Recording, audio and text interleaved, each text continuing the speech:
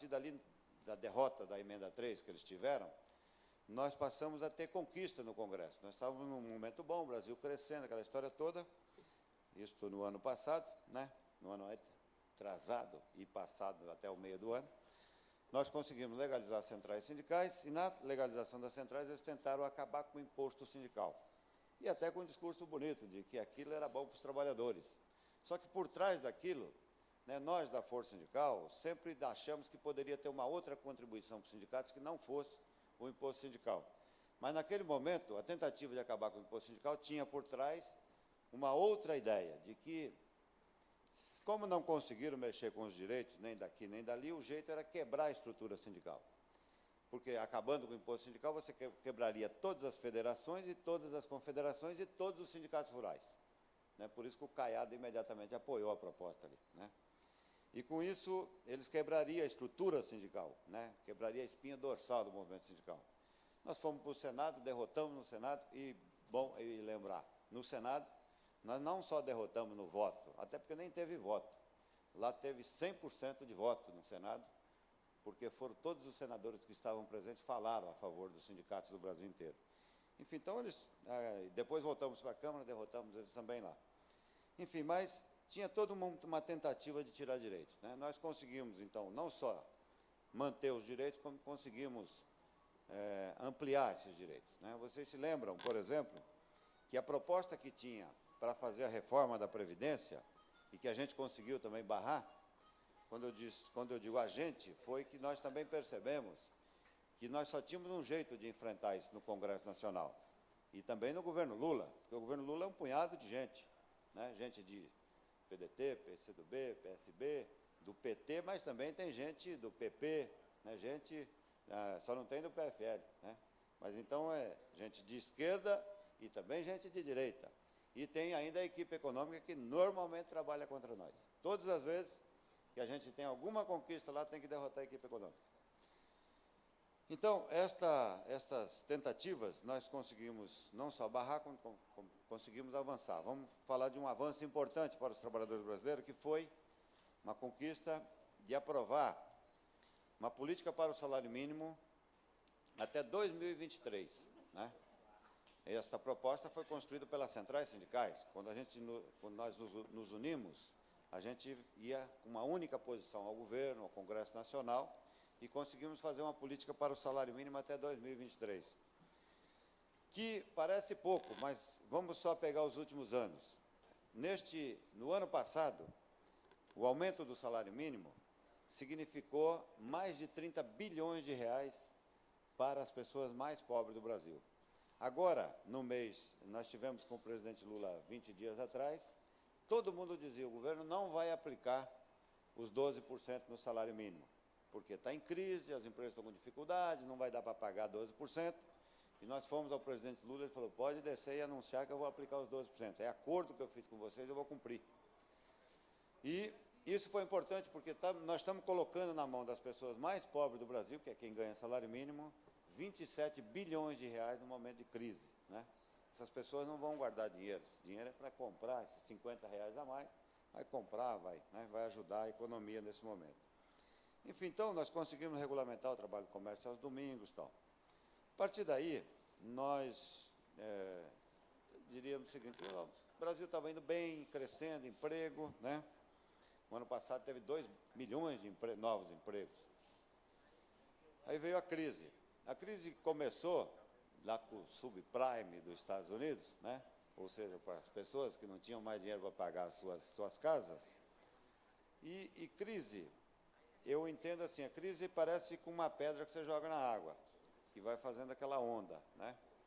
E ela vai atingindo a consciência das pessoas, que vai deixando de comprar, enfim, vai criando também uma situação de que as pessoas não compram, as lojas não vendem, as fábricas não fabricam, e isso dá mais desemprego. Então, ela chegou no Brasil por volta do mês de setembro, nós todos, as principais categorias do Brasil, estavam em campanha salarial. A gente ficou numa dúvida desgraçada se a gente fazia o enfrentamento da crise já, porque ela estava chegando, ou se a gente continuava a campanha salarial para tentar, pelo menos, melhorar os salários, que era um jeito de você manter aquecido o mercado interno. optamos em defender aumento de salários. E até o final do ano, até dezembro, que a crise já estava pesadíssima, as categorias todas tiveram aumento real de salários. Isso também é importante para você manter o mercado interno aquecido na medida que as pessoas têm um pouco mais de dinheiro. Agora, companheiros, a crise chegou no Brasil, e eu diria assim, ela é diferente da crise internacional, né, da crise que aconteceu nos Estados Unidos e que já chegou fortemente na Europa, mas na Europa ainda vai ser pior. A relação que nós temos, talvez dar um pouco mais de informação a vocês, nós temos uma grande relação com o sindicalismo do mundo, e tivemos recentemente, aí, uns dias atrás, o pessoal da Itália, o pessoal da Europa teve, e também nesse Fórum Social Mundial, tinha muita gente do movimento sindical do mundo, e eles nos disseram que na Europa a situação é grave, e alguns bancos importantes europeus vão quebrar ainda, né? Então, vocês imaginam o que significa isso, porque quando os principais bancos americanos, os 4 maiores bancos americanos, 3 quebraram, né? E isso vai também acontecer na Europa ainda. Isso vai criar desesperança no mundo afora, né? As bolsas vão cair, aquela história toda, e isso vai continuar, então, tendo problema. A crise aqui no Brasil, ela é diferente dessa lá, porque lá a crise era no sistema habitacional e que contaminou o sistema financeiro, né? Aqui, pelo contrário, aqui os bancos estão muito bem, né? Os últimos lucros dos bancos foram altos. E continua, vocês viram aí que a própria Caixa anunciou lucro recentemente. Então, ou seja, a crise, então, não é no sistema financeiro. A crise aqui no Brasil, ela é basicamente de crédito, falta de crédito. Porque o que aconteceu?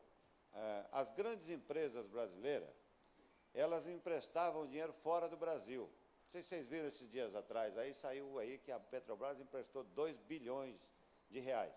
Aí todo mundo dizendo, puta, a coisa está tão brava, a bolsa caiu, aquele negócio todo, que já contaminou até a Petrobras, vai quebrar a Petrobras. Mas não era. O que era?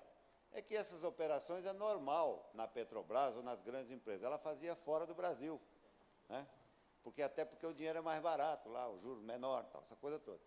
Aí, como acabou o dinheiro lá fora, não é que acabou, quem tem dinheiro segurou, né? Não tem crédito fora, ela tomou aqui, no BNDES. Então, ou seja, o crédito que tinha no Brasil, né, não deu para todo mundo e o pior, a partir dali, falta de confiança, os banqueiros só emprestam para quem não precisa de dinheiro, para quem tem condições de pagar. Aqueles que realmente precisam, não têm crédito, né? E aí, esses que não têm crédito são as empresas que já estão em dificuldade e estão quebrando, né? Tem empresas falindo, aqui também empresas menores. Então, o problema no Brasil é muito localizado, é crédito e juros, né? O que nas centrais sindicais nós tivemos com o presidente Lula, até porque quem estava defendendo as mesmas posições nossas era o ministro Lupe. Nós temos alguns aliados, nós conseguimos também separar bem isso. Quem são os ministros dentro do governo, né? Ministro do Esporte, o ex-ministro Marinho, né? O ministro Luiz Dulce, o ministro Lupe. Então, nós temos também os nossos aliados. E que estava defendendo as posições dos sindicatos, o ministro Lupe, e estava apanhando no governo. Então, nós fomos ao presidente da República dizendo, olha, se o problema é crédito, não dá para continuar com os maiores juros do mundo. Por quê? Não é os 12,75 ou os 13,75, no dia que nós fomos lá, no outro dia baixou os juros. É o maior juros do mundo, mas não é ele que é o problema, né? Porque se os juros no Brasil, se você fosse no banco e pagasse 13,75% de juros no cartão de crédito, você estava às mil maravilhas, né? Ou se uma empresa fosse emprestar dinheiro a 13,75, também estaria. Não é ele o problema, então, né? O problema é que o governo tem que dar uma satisfação, fazer um gesto para a sociedade, né? E, além disso, cada ponto percentual que a gente baixar daquela tal da taxa Selic, ela significa 8 bilhões de reais que o governo economizaria. Então, por exemplo, se hoje nós estamos com juros da taxa Selic de 12,75, se o governo baixasse para 8, que já seria, ainda continuaria um dos maiores juros do mundo, porque os Estados Unidos está 0, no Japão está 0, na Europa está 2%, né? Se a gente baixa para 8, que significaria a inflação mais 3% real, o governo economizaria 70 bilhões de reais para poder investir. Então, sobraria dinheiro até para investimento, porque nós deixamos de pagar juros para a banqueira internacional dessa taxa de juros. Que nós pagamos a dívida, o governo diz que não tem, mas tem a dívida externa lá, a dívida interna, que significa mais de R$ 1 trilhão. Então, essa dívida significa mais ou menos aquilo que a gente fala, tal do superávit primário lá que o governo faz para pagar juros da dívida. Então, se nós conseguíssemos baixar esse juro para o patamar de 8%, você economiza dinheiro para investir. E nós precisaríamos também, aí a pressão, e eu acho que aí nós ganhamos, porque o governo assumiu, o presidente Lula, e até o ministro da Fazenda, já vi ele fazendo esse discurso, de baixar o tal do spread bancário. Que diabo é spread? Spread é aquele custo que, quando uma empresa vai emprestar dinheiro, paga 60% ao ano. Você empresta 1 milhão, fica devendo 1.600.000. Qual é a empresa que vai conseguir pagar em um ano 600 mil reais se ela emprestou 1.000? Então, ela entrou no banco, a tendência dela é, ou no futuro o banco toma a empresa, que normalmente acontece, ou ela quebra, né? Então, nós estamos batendo muito nessa questão, baixar a taxa Selic e baixar o spread, né? O spread é essa desgraça aí do custo do dinheiro. Se nós conseguirmos baixar isso, e eu acho que nós já estamos conseguindo, o Banco do Brasil, uma boa parte do sistema financeiro brasileiro é do governo, Banco do Brasil, Caixa Econômica Federal, Banco do Nordeste, BNDES. Se a gente conseguir baixar essa taxa nos bancos públicos, que eu acho que o presidente Lula está jogando duro com isso, já está caindo um pouco, mas tem que cair mais, aí não tem como o Bradesco, Itaú, o Unibanco, estou falando dos 3 maiores bancos, não baixar, porque eles têm que competir, senão eles perdem competitividade. Com isso, a gente resolve, talvez, os 2 principais pontos da crise. E aí, companheiros, a crise ela é uma coisa muito localizada, a partir daí, do meu ponto de vista. Ela não é uma crise generalizada ainda. Dá para contar os setores que estão em crise. Só que, como ela é forte no setor, vou dar um exemplo, setor automobilístico. As pessoas falam, mas só fala de setor automobilístico. O que é setor automobilístico? Significa 10% do PIB no país, né? Significa alguns milhares de empregos, né? Porque é uma cadeia produtiva. Você tem nas montadoras mais ou menos 128 mil trabalhadores e cada emprego desse significa 19 na cadeia. Então, quando você emprega um lá, emprega 19 aqui. Quando você demite um lá, demite 19 aqui também, né? Então, no setor automobilístico, as pessoas falam, mas eles têm que segurar, né? Nós estávamos vendendo 317 mil carros por mês, até o final do ano passado. Conseguimos comemorar agora, no mês de janeiro, a venda de 197 mil, que já diz que foi uma estabilização. Ou seja, estamos vendendo 100 e tantos mil carros a mais. Então, esse nível de produção, você tinha produção para 317, ela caiu, então, para 200 mil. E alguns empresários do setor me disseram que vai manter esse nível, eles calculam que deve estar vendendo em torno de 200 mil carros por mês. Se nós tínhamos 300 caiu para 200, você vai ter que se adaptar a essa situação. Nós estamos no mundo, eu estou tranquilo, eu falo nisso, né? Nós estamos num partido de esquerda, temos tradição, temos que defender os trabalhadores, mas essa é a realidade. O capitalismo, o cara é empresário, ele não vai segurar um prejuízo por muito tempo, ele vai demitir os trabalhadores. E nós temos que enfrentar para tentar não demitir, né? Então, essa demanda que caiu vai ser acertada, né? Então, por isso que nós estamos enfrentando um pouco essa realidade. Então, mas eu acho que, se a gente conseguir resolver o problema do custo do dinheiro e dos juros, que é isso, a gente fica com a crise localizada. Aí, nesses setores, qual é a crítica que nós fomos fazer ao presidente Lula? É que o Manteiga reuniu com os empresários, reduziu o IPI do carro e não garantiu emprego. No dia que a GM demitiu, que o Lupe foi para a televisão e esculhambou a GM, o presidente da GM me ligou e falou, segura teu ministro lá, ele em nenhum momento me pediu para não demitir. Eu até dei razão para ele, porque qual que era o correto? O governo vai reduzir IPI, é dinheiro público, deveria ter dito. Eu estou falando do governo porque, como eu disse, são ministros do governo que fizeram. Quem fez isso? O Manteiga. E o Manteiga, nós fomos para o palco com ele na frente do Lula. Porque ele não poderia ter feito isso, pegar dinheiro público, dar para a montadora, que tinha ganhado bilhões de reais, e não garantir os empregos do setor. Então, acho que, se nós conseguíssemos, então, reduz o custo de dinheiro, você fica com a crise localizada em setores. Vamos dar um exemplo, a crise vai se espalhando, como eu disse. Ela começa a chegar, por exemplo, agora, no setor de comida. Ainda não, né? Comida as pessoas ainda continuam comendo, mas você já não está mais vendendo carne como vendia antes. Então, você já tem problemas em frigoríficos. O setor de frango, por exemplo, já tem demissão. A Sadia está demitindo, frigoríficos começam a demitir. Por quê? Na crise, as pessoas vai comprar 1 quilo de carne, vai comprar meio, vai comprar um ovo, não vai comprar mais frango, né? E isso vai causando demissão na cadeia. Então, a crise vai se espalhando. O que eu imagino? Que se a gente, então, baixa o custo do dinheiro, estou falando isso várias vezes, que esse é o problema do Brasil, é pressionar o governo, e aí não tem jeito, tem que falar para o governo, ó, tem que baixar o custo do dinheiro. Quem é que tem mecanismo para enquadrar banqueiro? É o presidente da República, é o governo, né? Então, nós temos que exigir do presidente Lula que faça isso. Acho que as centrais sindicais, na reunião que teve com ele, conseguiu. Todos nós falamos a mesma coisa ao presidente, e ele disse, eu vou enfrentar isso, nós vamos sair da crise.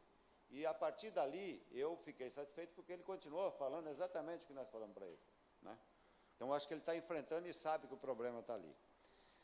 Se nós fizermos isso, nós vamos ficar, então, com a crise muito localizada em cada setor, né? Um setor vai entrar em crise hoje, depois ele vai atingir outro, e aí você vai, eu acho que aí nós precisamos da ajuda, não só do presidente da República, mas dos governadores e também dos prefeitos de capitais, principalmente de capitais, ou de cidades industriais. Tem que fazer esse pessoal diminuir os impostos daquele setor.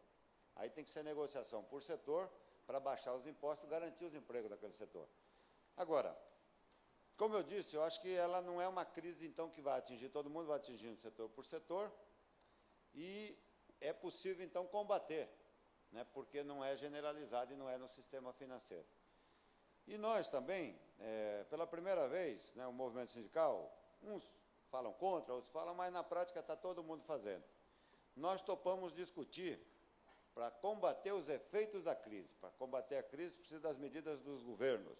Para combater os efeitos da crise, os sindicatos, quase que generalizados no Brasil inteiro, têm discutido as questões que estão na legislação, dizendo, não vamos mexer em direitos, mas o que está na legislação nós topamos discutir, que são aquelas questões de férias coletivas, licença remunerada, banco de horas, suspensão de contrato de trabalho e até redução de jornada com redução de salários, muito localizado e sabendo se a empresa está em dificuldade realmente.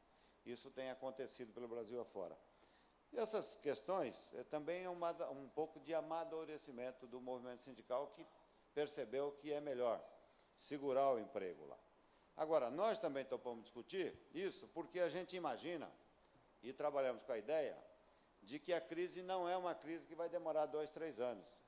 Do meu ponto de vista, é uma crise que nós podemos começar a aliviar a partir de maio, né? O Lupe acha que não, acho que pode ser antes, mas eu acho que o Lupe está errado, né? Porque, como eu disse, ela vai pegando um setor hoje, um setor amanhã, então nós vamos ter que ir resolvendo setor por setor. Então, acho que, a partir de maio, nós devemos dar uma estabilizada entre emprego e desemprego, mas num outro patamar que não é esse que está hoje, né? Acho que o governo, que anunciou 655 mil pessoas demitidas em dezembro, vai anunciar na segunda-feira pelo menos mais de 300 mil no mês de janeiro, né? Ou seja, vamos passar então de 1 milhão de desempregados por causa da crise aqui no país. Acho que em fevereiro esses números serão menor, acho que em maio será menor que fevereiro, acho que em abril ela começa a ser quase pau a pau, né? Emprego e desemprego. E a partir de maio, imagino que a gente então começa a ter mais emprego do que desemprego. Com essas questões, ou seja, não dá para a gente só imaginar isso e ficar quieto. Nós temos que continuar pressionando, né, os governos para que eles possam tomar essas medidas. Acho que nós estamos conseguindo, né? Até o Serra, que não atende trabalhador por nada, a última que ele não atendeu, eu quase tomei o palácio lá, que foi aquele dia que eu fui com a Polícia Civil lá na porta, vocês viram aquela confusão lá, tiroteio para todo lado, e que ele jogou a culpa em mim. Na verdade, eu só dei uma mão, né? Não fiz muito, não. Até ele tomou algumas medidas ontem em São Paulo, né? De incentivo ao crédito, de incentivo com alguma redução. Eu tive informação também que o governo aqui do Rio Grande do Norte também tomou algumas medidas, o governo Aécio também está anunciando, enfim. Então, acho que os governadores vão fazer algum gesto, né? Tem que fazer algum gesto para o seu povo, né? E acho que o governo federal tem agido, talvez não na velocidade que nós queremos, mas tem agido, né? E a gente sabe que ele está agindo pontualmente em cada uma dessas questões.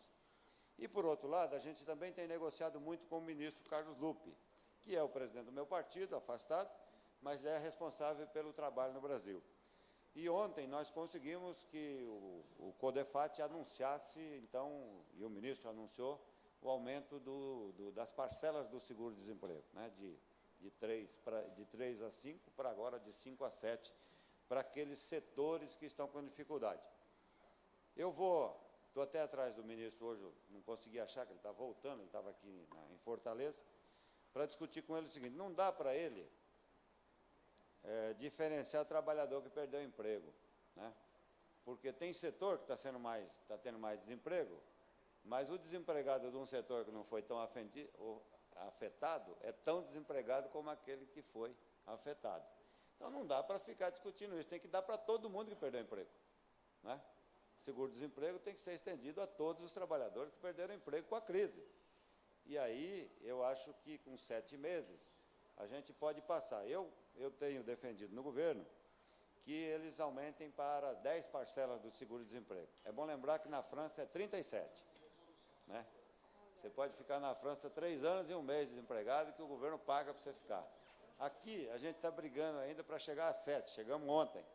E nós continuamos agora brigando para chegar a 10, porque nas contas do Diese, um trabalhador para arrumar um novo emprego, numa crise, é de 52 semanas.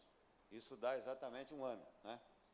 Então, é preciso, se o cara tem 10 meses de seguro-desemprego, lógico que não é o mesmo salário que ele estava ganhando, mas dá um alívio para ele passar a crise, né? Enfim, então, companheiros, esse trabalho que a gente vem fazendo, né, eu acho que uma coisa importante que aconteceu nesses últimos tempos foi a unidade das centrais sindicais. Todos nós temos as nossas divergências, continuamos pensando como pensava antes, mas naquilo que interessa para os trabalhadores, as centrais se uniram. E isso deu um resultado muito importante, porque todas as vezes que tentaram tirar um direito dos trabalhadores, mesmo quando a gente perdeu no Congresso, o presidente Lula atendeu ao sindicalismo, né? E ele nos disse: é muito difícil para mim, que veio do meio de vocês, quando vocês ficavam brigando era bom, porque eu usava para falar: olha, fulano está contra, não vai dar para fazer, né? Agora, quando vocês vêm juntos aqui dizendo a mesma coisa, é difícil não fazer. Ficaria muito mal para mim, como presidente da República, vindo do movimento sindical, não atender o meu movimento sindical, né? Recentemente, uma das coisas talvez que mais deixou o empresariado bravo conosco foi que eles tentaram mexer com tirar 6 pontos percentuais da Previdência Social. Eles colocaram para nós, só para dar uma noção para vocês da importância da unidade das centrais, eles colocaram 5 ministros para tentar convencer os sindicalistas. Ficaram conosco mais de 4 horas. Aí o presidente da República entrou, nós não nos convencemos de que tirar 6 pontos da Previdência resolveria, né? Porque significaria tirar 30 bilhões da Previdência Social. A gente questionava de onde viria esse dinheiro para pagar, porque você tem que pagar a aposentadoria. Aí o presidente Lula entrou, eles tentaram passar a palavra ao presidente, falei: presidente, só uma palavrinha antes. Eles querem quebrar a Previdência para pôr no teu colo, né? Aí ele falou: não, se for para pôr no meu colo, vocês podem falar tudo de novo, que eu não vou assumir aqui não. Aí a gente falou, ele disse: olha, enquanto não resolver esse problema enquanto as centrais sindicais não concordar, você não manda, falou para o Manteiga, você não manda para o Congresso a proposta. Aí no outro dia eu cheguei lá no Salão Verde, aí veio lá o povo da imprensa: não, o Manteiga disse que vai mandar a proposta. Eu falei: não vai, se ele mandar, ele vai ser demitido. Porque nós vamos voltar lá e dizer: esse cara é um moleque, assumiu conosco um compromisso, né? E está fazendo outro, então nós vamos ter que pedir a cabeça dele. Bom, até hoje eles não mandaram. Então.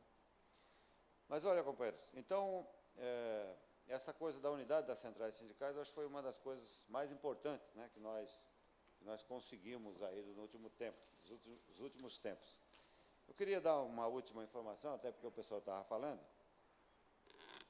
Na eleição de presidência da Câmara, uma das questões mais discutidas lá foi a questão da PEC dos vereadores.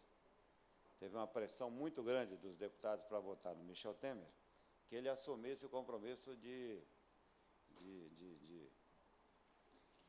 colocar né, porque o que houve ali? Vocês sabem com a PEC dos vereadores o que houve. A Câmara aprovou a PEC e colocou uma palavra de que as câmaras municipais não poderiam aumentar o seu orçamento por causa do aumento de vereadores.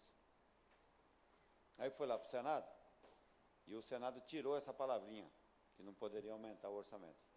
Aí voltou para a Câmara, o Arlindo Chinalha queria aparecer um pouquinho ali no final, ele entrou no Supremo com ele, não homologou, né? Então, eu acho que nós temos conversei até ontem com o Michel Temer, que o ideal, já que a Câmara pediu, não homologou e entrou no Supremo, o ideal era que o presidente da Câmara fizesse um acordo com o Supremo e colocasse novamente a palavrinha. Porque, na prática, nós sabemos que o município vai ter que se adaptar, vai ter que discutir ali a Câmara com o prefeito e vai acabar acertando. Se vai aumentar ou não, é uma tarefa lá de baixo, não tem que vir da Câmara decidindo isso. Então, eu acho que vai sair. Eu tenho essa convicção porque o Michel assumiu esse compromisso, não comigo, do PDT, mas com vários partidos ali que cobraram disso, porque a pressão dos vereadores é muito grande, né? Até porque tem cidade que tem tamanho razoável, né? Jundiaí, por exemplo, tem 11 vereadores, né? Uma cidade com quase 300 mil habitantes. Enfim, então eu acho que vai sair esse negócio, essa questão da PEC dos vereadores vai ser homologada pelo Michel Temer. Bom, companheiros, queria também dizer o seguinte, acho que nosso partido tem um compromisso com os trabalhadores, não de agora, né, com os direitos, principalmente com a CLT, né? Eu acho que reforçou muito com a ida do Lupe para o Ministério do Trabalho. Hoje nós temos um grande aliado no Ministério, uma pessoa que todos os trabalhadores que nos procuram, né, está aqui os pescadores que sabem disso, todas as vezes que fomos lá, fomos bem recebidos pelo ministro, abre portas, né, não só para a força sindical, mas para todos os dirigentes sindicais do país inteiro. Acho que nós temos que nos preparar para as eleições de 2010, né, porque temos que fazer a nossa bancada de deputados, não só estadual como federal, mas, para isso, a gente tem que também discutir um pouco, né, e levantar de novo essas bandeiras dos trabalhadores, né, nos momentos de crise, a defesa dos interesses dos trabalhadores, e eu sei que o Álvaro Dias e a nossa Regina aqui agora vão tocar o nosso partido, com certeza, para frente aqui. E é lógico que nós, da Força Sindical, temos uma pluralidade, né? A Força Sindical tem gente, desde o PT até o Democratas, né? Embora eu sou do PDT, muita gente não... E também nós não exigimos isso, não exigimos isso do dirigente sindical, até porque, senão, isso é uma coisa que não pegaria muito bem no movimento sindical. Muita gente hoje está no meu partido, estão no PDT, muitos dirigentes sindicais, né? Nós temos trabalhado isso, ou seja, aberto espaço também para dirigente sindical participar da direção do partido. Até sugiro aqui que a direção municipal e estadual também abra espaço para que os dirigentes sindicais possam estar também na direção do partido. E acho que isso é bom para o partido, né? Tenho discutido